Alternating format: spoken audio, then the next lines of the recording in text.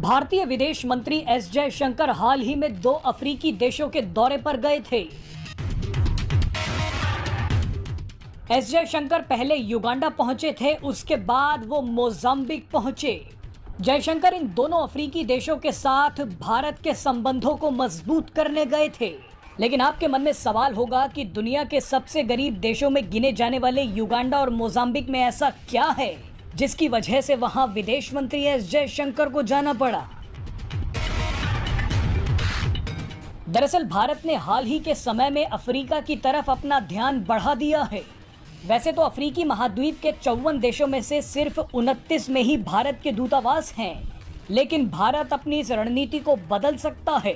अंग्रेजी में एक कहावत मशहूर हो रही है कि अफ्रीका एक होपलेस कॉन्टिनेंट से होपफुल कॉन्टिनेंट बनता जा रहा है, यानी निराशा से भरा अफ्रीकी महाद्वीप अब उम्मीदों का महाद्वीप बन रहा है। और इसी वजह से अफ्रीका को लेकर अब भारत की उम्मीदें भी बढ़ गई हैं। लेकिन भारत जिस अफ्रीका में पकड़ मजबूत करना चाहता है, उसे पहले से ही चीन ने जकड़ रखा है।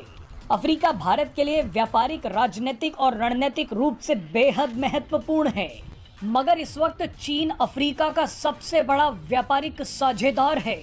चीन अफ्रीका का सबसे बड़ा कर्जदाता भी बन गया है। चीन की खतरनाक बेल्ट एंड रोड परियोजना अफ्रीका के कई देशों में चल रही है।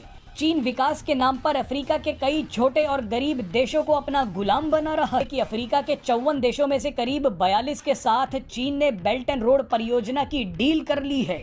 हालांकि इन अफ्रीकी देशों को चीन की चाल समझ आ गई है, इसीलिए कई अफ्रीकी देशों में चीन की ये खतरनाक परियोजना रुक भी गई है। लेकिन ये देश अभी भी चीन के कर्ज तले दबे हुए हैं। चीन अफ्रीकी देशों को जकड़ने के साथ साथ भारत को भी घेर रहा है। चीन ने हिंद महासागर में भारत को घेरने के लिए अफ्रीका को ठिकाना बनाया है। चीन की इस खतरनाक चाल में पाकिस्तान भी खुलकर साथ दे रहा है। चीन ने अफ्रीका के एक गरीब देश जिबूती में अपना नौसैनिक बेस बना रखा है। यहाँ से चीन जब चाहे भारत पर हमला कर सकता है। चीन जिबूती में अपने युद्ध पोतों को तैनात भी कर सकता है। इसकी वजह से पूरे हिंद महासागर में अशांति का माहौल बन सकता है। लेकिन अब भारत ने भी एक बड़ी चाल चल दी है। विदेश मंत्री जिस अफ्रीकी देश मोजाम्बिक में गए हैं, वहां से जिबूती में बैठे चीन को आराम से ललकारा जा सकता है। भारत अगर मोजाम्बिक में सेना का कोई बेस बनाने में सफल हो जाता है तो चीन का खेल तुरंत खत्म हो जाएगा। भारत अफ्रीकी देशों के साथ व्यापार बढ़ा रहा है, निवेश कर रहा है, अफ्रीका में कई बड़े प्रोजेक्ट्स भी बना रहा है। इसी कड़ी में विदेश मंत्री एस जयशंकर युगांडा और मोजाम्बिक पहुंचे थे। विदेश मंत्री जयशंकर ने युगांडा में एक नेशनल फॉरेंसिक्स साइंस यूनिवर्सिटी का उद्घाटन किया। युगांडा में ही एक सोलर वाटर पंप प्रोजेक्ट का निर्माण भी शुरू किया गया है। इसकी वजह से युगांडा के 20 जिलों में करीब 5 लाख लोगों को पीने का पानी मिलेगा।